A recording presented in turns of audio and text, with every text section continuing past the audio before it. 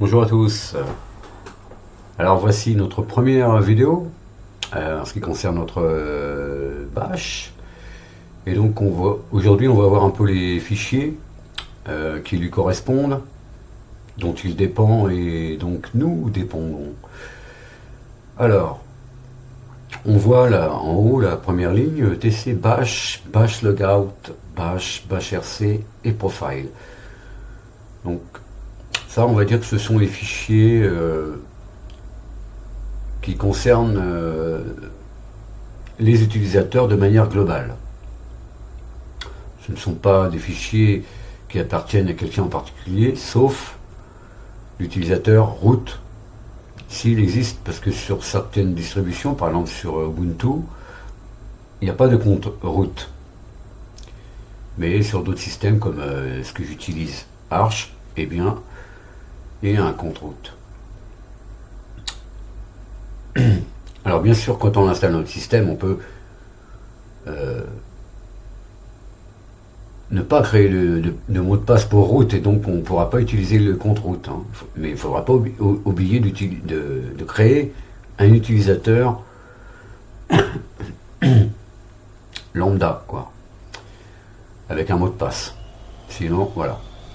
Alors, on va se rendre sur notre bureau et voir un petit peu ici. Donc j'ai ouvert un terminal et j'utilise Ranger pour naviguer dans mon système. Hein. Ça c'est ma méthode, mais faites comme vous voulez. Donc là on se trouve dans etc et on a un fichier qu'on a vu là, bash logout. Donc ça c'est, pour l'instant il est vide. Donc il est rarement utilisé, mais ici on peut mettre des commandes à exécuter lorsque l'on quitte sa session. Donc ça, comme c'est dans etc, évidemment, c'est root qui va déterminer quelle commande exécuter. Donc celui-ci, rarement utilisé. Par contre, celui-ci, si vous n'en possédez pas un, ce bash rc, eh bien en fait il va servir de manière globale, j'ai dit. Donc qu'est-ce qu'on voit écrit dedans? Si on n'agit pas de manière interactive, on ne fait rien. Donc ça veut dire que il va le servir de manière interactive, c'est-à-dire dans un terminal. Donc on va pouvoir invoquer des commandes grâce à ce fichier. Ok, donc ici on teste si on est dans un environnement graphique, si display est atteignable. Donc si c'est le cas, la commande shop, c'est-à-dire shell options, eh bien va checker un petit peu ou vérifier la taille de notre fenêtre pour pouvoir adapter le texte, etc. qu'on tape dans notre terminal. Ensuite on a un prompt qui est déterminé par PS1 en majuscule. Donc PS1 sera égal à quoi?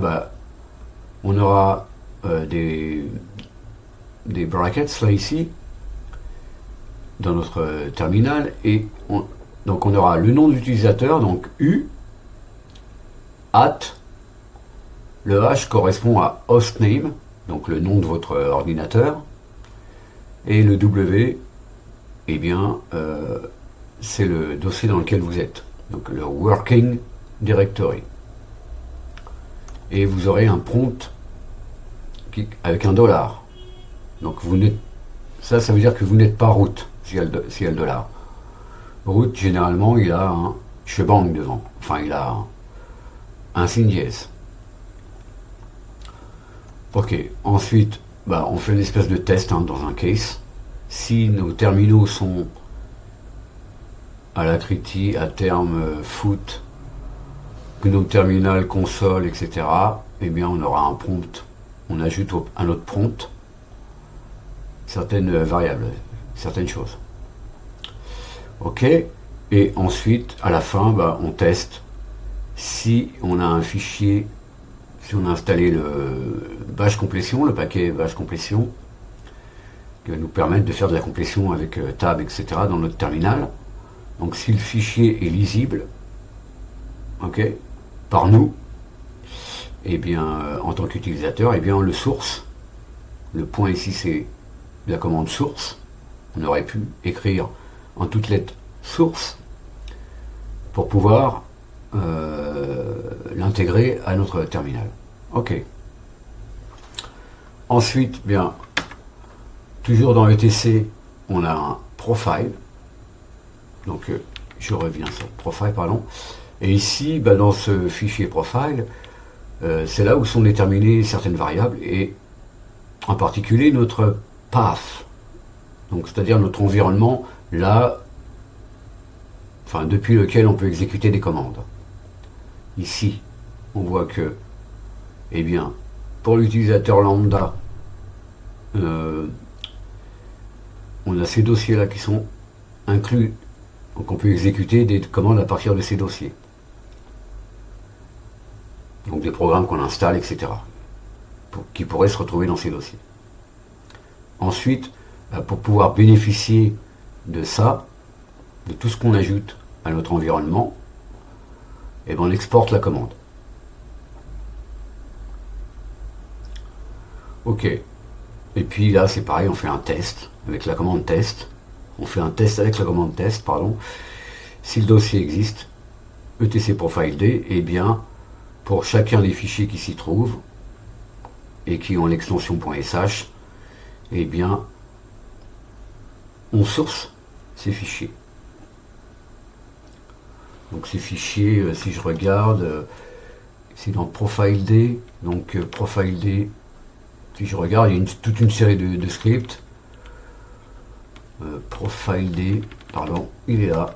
Et là dedans, on a toute une série de scripts et de choses qui concernent Awk par exemple, etc. ou Perl. Donc voilà. Ok. Donc ça c'est le fichier profile. Mais là il est valable pour tous les utilisateurs. Hein. C'est pas un fichier profile personnalisé. Ensuite, toujours dans ETC, on a un dossier qui s'appelle Scale. Donc en fait, Scale, ça veut dire, c'est un squelette, hein, c'est ce qu'on a de base. Avec Bash, ici, on a nos fichiers qui seront copiés dans notre Home lorsque notre compte utilisateur sera créé. Et on remarque qu'ils ont un point devant, donc ils seront cachés dans notre Home. Alors, bah on a notre bash logout, comme tout à l'heure, le bash logout. Hein. Ici, pareil, on mettra nos commandes personnalisées à exécuter lorsque l'on quittera notre session. On a notre bash profile, qui ne comporte rien sauf le fait que lui, bah, il va sourcer notre bash RC pour pouvoir utiliser ce qu'il y a dedans. Donc si le fichier bash RC est un fichier régulier, on va dire le F, ça veut dire ça. Donc, et bien on le source. Donc, qu'est-ce qu'il y a dans notre bash RC par défaut? Eh bien, comme tout à l'heure, si on n'est pas dans un terminal, en quelque sorte, ça veut dire, eh bien on ne fait rien. Voilà. Et donc, ensuite, on a deux alias, ce qu'on appelle des alias, c'est-à-dire on met la commande alias, et ensuite on met un terme qui correspond à une commande un peu étendue. Au lieu d'écrire à chaque fois dans mon terminal ls-color égale auto tel fichier, tel dossier, voilà, j'aurais juste à taper ls et j'aurais ça par défaut. Pareil pour grep, pour pouvoir chercher des occurrences dans les fichiers ou dans des expressions ou des retours de commandes, etc. Et notre prompt, toujours pareil, tout simple, utilisateur @hostname working directory. Et notre signe dollar qui nous indique que nous ne sommes pas root. Ok. Donc ça c'est nos fichiers qu'il y a dans ETC. Je vais quitter tout ça. Et puis, on va voir un petit peu quelques commandes. On va dire les commandes qu'on pourrait utiliser en tant que simple utilisateur et débutant. Hein. Voyons voir un peu comment fonctionne tout ça. Comment naviguer dans nos dossiers. Donc là, on est dans notre terminal. On voit notre utilisateur, notre hostname, d'accord, donc le nom de notre ordinateur, on va dire qu'on a choisi pendant l'installation. Et ici, on voit un tilde. Ben, le tilde, c'est une expansion qui veut dire /home /moi, hein, /utilisateur. Donc, sachant cela, par exemple, si j'utilise cd et que je vais dans etc, comme tout à l'heure, donc j'ai fait la complétion avec tab, ok, si je tape tilde, si j'écris tilde et entrée, eh bien je reviens dans mon compte utilisateur, dans mon home. Donc, le shell comprend que je veux retourner chez moi, d'accord. On peut aussi utiliser tout simplement la commande cd pour revenir chez soi, sans mettre rien derrière, d'accord. Mais si je veux retourner dans etc, maintenant que c'est chez moi, ben, j'ai pas besoin de taper cd etc. Je peux taper cd tiret. Et là, je reviens dans le dossier où j'étais précédemment. D'accord? Donc je suis toujours dans etc. Si je veux retourner, j'ai une autre manière aussi de retourner dans mon home, par exemple, c'est de faire... bon, c'est rarement utilisé, mais on peut le faire. On fait cd, et puis on fait le signe $, hold pwd. Voilà. Donc, anciennement, print working directory. Anciennement, voilà. Donc, ça veut dire que on revient dans notre précédent dossier. Donc, ça correspond effectivement à cette commande, cd-. Ok.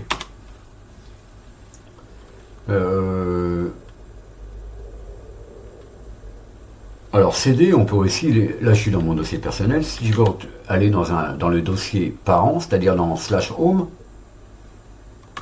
je peux taper 2 points.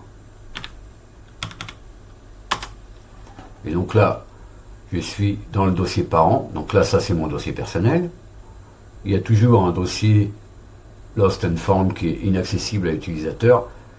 Et ça, bon évidemment c'est un dossier parce que j'utilise Timeshift, c'est là qui met les snapshots. Donc je ne peux pas y aller non plus puisque je suis... Enfin je ne peux pas y interagir on va dire puisque je ne suis pas à route. Hein. Et donc ça c'est réservé à route. Ces deux dossiers là sont réservés à route. Ok. Donc cd, je reviens chez moi. Je peux faire cd, / et puis voilà. Encore un dossier supérieur et j'arrive à la racine du système. Donc je peux naviguer avec mes 2 points. Hein, si je suis dans des dossiers, dans des sous-dossiers, je peux remonter comme ça avec les 2 points. Ok. Donc ça, cd, c'est pas une commande très étendue, mais on peut faire on peut l'utiliser de différentes manières. Alors, on a vu tout à l'heure dans le bash profile, enfin dans le bash RC, il y avait des alias pour ls. Donc ls, si je tape ls, moi j'ai créé un alias spécial qui fait que ça me liste de manière détaillée tout ce qu'il y a dans mon home. Par exemple, si je veux voir la vraie commande ls, je fais commande ls. Donc là, tout ce que je vois, c'est le dossier que j'ai créé ici pour nos vidéos, et puis voilà, le dossier document. parce que tous les autres fichiers sont cachés. Mais je pourrais faire commande ls-a, et là je vois les fichiers cachés aussi, avec les points devant, le point cache, le point config, etc.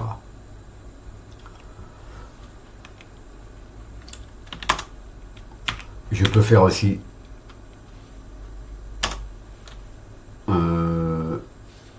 donc je vais revenir à, je peux faire ls, commande ls, donc là je vais utiliser commande ls puisque voilà, je veux voir en long format et avec H, donc pour avoir des détails que l'humain peut lire lui-même, hein. C'est-à-dire on va pas interpréter les choses en KO, mais plutôt en octet, mais plutôt en kilo-octet ou en mégaoctet. C'est plus compréhensible pour nous qu'une série interminable de chiffres, hein, pour on va dire le poids des fichiers, etc. Donc, et puis là, je peux mettre un fichier en particulier, par exemple mon point .hrc. Donc là, j'ai longue, donc là, voilà, j'ai de manière détaillée mon .hrc. Donc le .hrc, ben, c'est un lien symbolique en fait vers un fichier qui se trouve dans config, que j'ai rangé dans config. Donc voilà. Je vois sa date de création. D'accord. Et ici je vois une série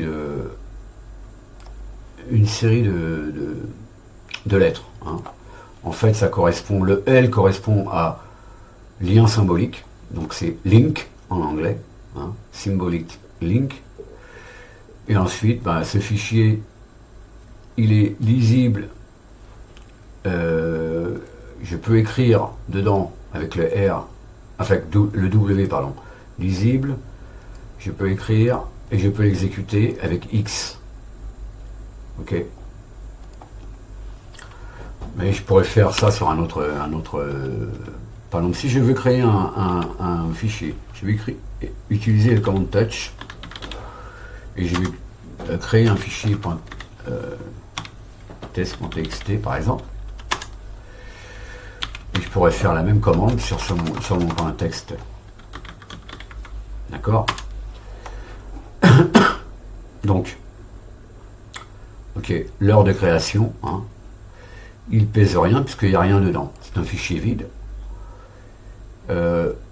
Il m'appartient, et ça c'est le nom de mon groupe, hein. Ça c'est mon nom d'utilisateur et le nom de mon groupe. Et puis ici, eh bien, je vois le détail. Donc, bah, c'est un fichier, hein, le tiret. Donc pareil, ces trois caractères ici, les trois premiers caractères correspondent au propriétaire du fichier.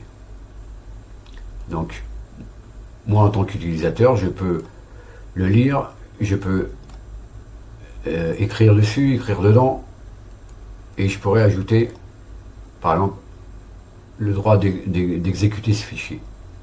Et pour l'instant, il n'est pas déterminé puisqu'il y a notre tiret. Ensuite, ben, vient les membres du groupe auquel appartient le propriétaire. Et ensuite, ici, tous les autres utilisateurs. Donc, les gens de mon groupe peuvent le lire mais ne peuvent pas écrire dedans.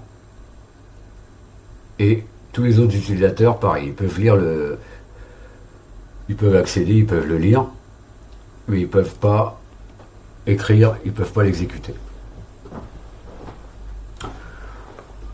Donc, voilà, ça c'est notre commande ls. Donc, j'utilise commande ls parce que, en fait, j'ai créé un alias ls. Ça me renvoie la même chose, mais ça m'évite, par exemple, d'écrire les options. Hein, voilà, c'est plus court, on va dire. Parce qu'en fait, en informatique, souvent les gens sont feignants. Donc ils ont des petits trucs, des trucs et astuces pour pas se fatiguer. Donc ils créent des alias un peu comme ça, tout simple, qui nous renvoient plus d'informations. Mais on peut créer un alias dans notre terminal, dans notre session du terminal. On n'est pas obligé de le mettre dans un fichier alias. Mais il sera valable uniquement dans la session de ce terminal, cet alias. Pareil pour CD. Hein. Quand je fais CD, en fait, normalement, on voit rien. Mais là, on voit le contenu de mon truc. Donc, si je fais commande CD, pareil tout à l'heure, j'utilise la réelle commande CD, eh bien, je vois, ok, je vais dans mon dossier personnel, mais je vois rien pour l'instant. Je vois pas son contenu. Donc ça, c'est ce qu'on peut voir, par exemple, j'ai un alias qui s'appelle alias, donc si je fais alias au pluriel, j'arrive dans mon config bash alias que j'ai créé et j'ai mis toute une série d'alias avec des sections, voilà, les configs, ce qui concerne le système, voilà, des choses comme ça, générales. Ok, donc ça c'est mes alias perso.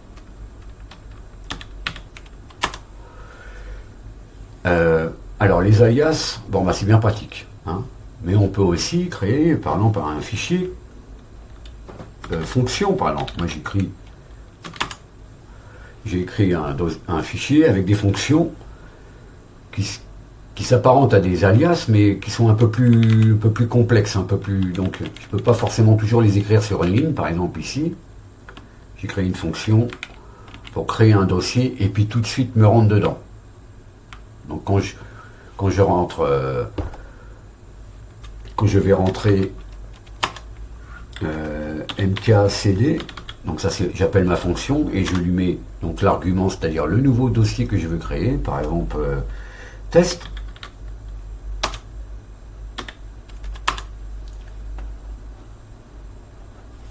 Oui.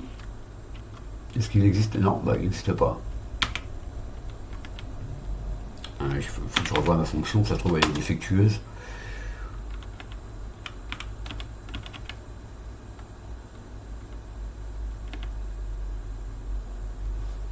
Ouais.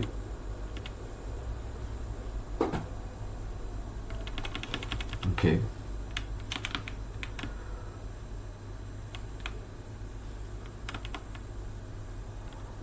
Bon, apparemment. Je n'ai pas une autre là? Ah non, ça c'est pour créer des fichiers tar, des fichiers zip, ok. Bon, bref.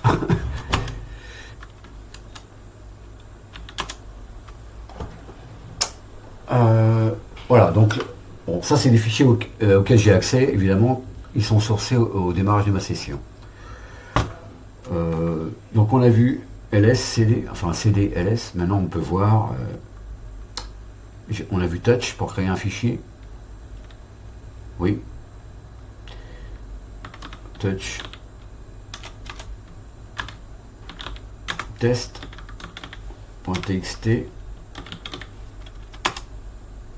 Donc si je fais mon ls, ok, il est là. Donc en fait, je l'avais déjà créé, mais qu'est-ce qu'a fait touch? Il n'a rien changé, sauf la date de modification et la date d'accès. Maintenant, elle est à l'heure actuelle. Si dans une demi-heure, je refais touch test.txt, il ne va pas créer un nouveau fichier, il va simplement remettre à l'heure la date de modification et la date d'accès. Les deux. Hein. Mais ce fichier, par exemple, si je veux le supprimer, ben, je vais utiliser la commande rm. rm test.txt. Maintenant, rm, je peux lui demander d'être... je recrée le fichier et je vais lui demander avec le -i, ça peut servir en interactif. Donc là, normalement, il devrait me poser la question, est-ce que je veux le supprimer? Ça peut être utile si on veut, si on ne veut pas supprimer par inadvertance des fichiers importants. Donc utiliser par exemple un alias qui s'appelle rm et son contenu, bah, ça sera rm-i. Voilà. Donc on peut utiliser le "-i" pour être sûr de ne pas se tromper quand on veut supprimer un fichier. Voilà. Est-ce qu'on veut le supprimer? On fait Y et entrée. Alors, est-ce que ma commande s'est bien passée précédemment? Eh bien, je peux utiliser echo, le signe $, point d'interrogation. Donc le 0 avec bash, bah, ça nous renvoie qu'il n'y a pas d'erreur. Hein. Ça veut dire que c'est OK. Quand il renverra 1, ça veut dire qu'il y a une erreur. Mais ça ne veut pas dire qu'il y a une erreur ou plusieurs erreurs. Hein. Ça veut dire que ça s'est mal passé. 0 ou 1. Souvent en informatique, c'est ça. Mais c'est, par exemple, avec d'autres interpréteurs, avec Python ou autre chose, bah, ça sera pas vrai ça.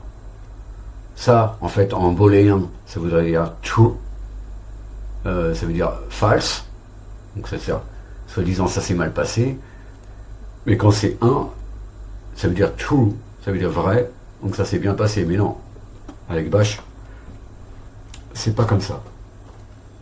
Alors c'est pas la faute de bash, puisque à mon avis bash existe bien avant Python, donc, ou autre chose. Bon voilà, c'est pas des valeurs booléennes, c'est plutôt oui non. Hein. Success et fail. Ok. Alors évidemment RM, on peut supprimer des fichiers, on peut supprimer des dossiers.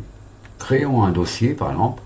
Je vais utiliser mkdir, donc make directory, et mon dossier test. Ok. Si je veux le supprimer avec RM, qu'est-ce que va me dire RM? Bah, il va me dire non, il ne peut pas, c'est un dossier. En fait, il faut que je lui force la main pour qu'il le fasse. Donc je vais être obligé d'utiliser l'option F.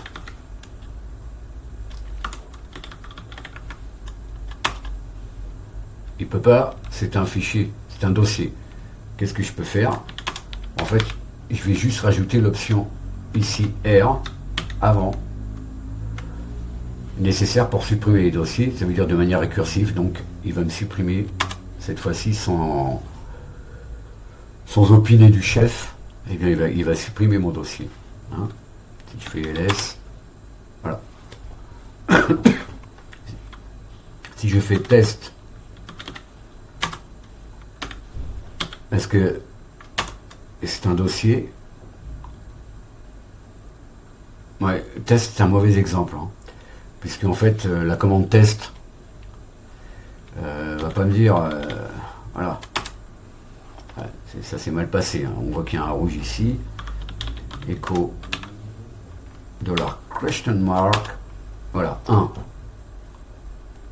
ici. Donc on évite d'utiliser le mot test quand on utilise la commande test, sinon il va y avoir confusion. Ok.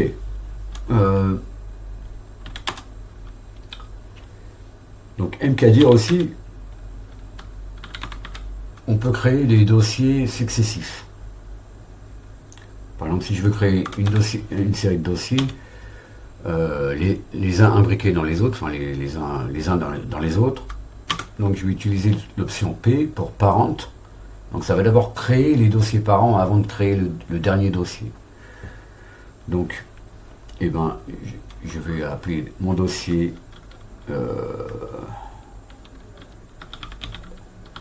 folder, et dedans, ok, folder 1, et puis pourquoi pas un troisième dossier. Ok, donc maintenant je peux faire, regarder un peu sa structure avec tree sur folder. Voilà. J'ai mon dossier parent, un sous-dossier et un autre sous-dossier. Donc là on a créé nos 3 dossiers d'un seul coup en fait. Hein. Mais c'est pas la même chose que si j'avais fait c'est pas la peine d'utiliser la commande le -p si on veut créer plusieurs dossiers. Folder,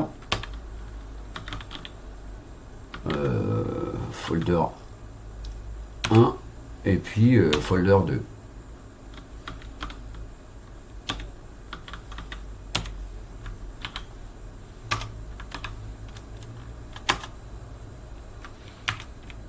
Ah, existe déjà. Ah oui, c'est vrai, je suis bête.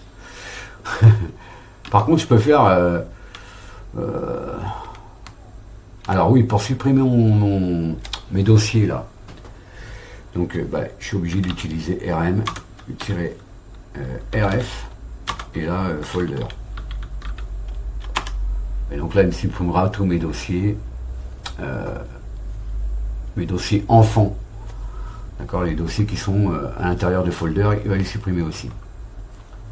Qu'il y ait des fichiers dedans ou des dossiers. Donc, attention avec cette commande rf. Voilà. rmrf, c'est très... Il faut faire très attention. Surtout quand vous êtes root, ou quand vous élevez vos privilèges de manière temporaire. Attention, hein. On ne veut pas avoir ça. Ça, attention. Ça va vous supprimer tout votre système. Ok. Mais on peut aussi, si je crée un dossier, mkdir. Ok, mkdir test. Et on peut supprimer rmdir test. rmdir, lui, il supprime les fichiers vides. S'il y a quelque chose dedans, ça va pas fonctionner. Donc on sera obligé d'utiliser à nouveau rm-rf.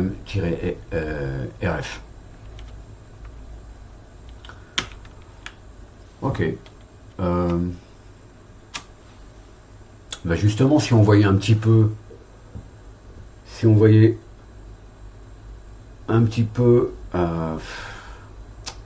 on va voir MV un petit peu, parce que on crée des fichiers, on crée des dossiers. Ok, donc on va créer un fichier test, et puis avec la commande MV maintenant, donc move, on peut renommer ce fichier. On va dire move, ça veut dire déplacer, mais on peut dire qu'on va déplacer le nom de test vers un autre nom. Donc mv test vers test 1. Ok. Donc maintenant, il n'y a pas d'autre fichier test, il n'y a que test 1.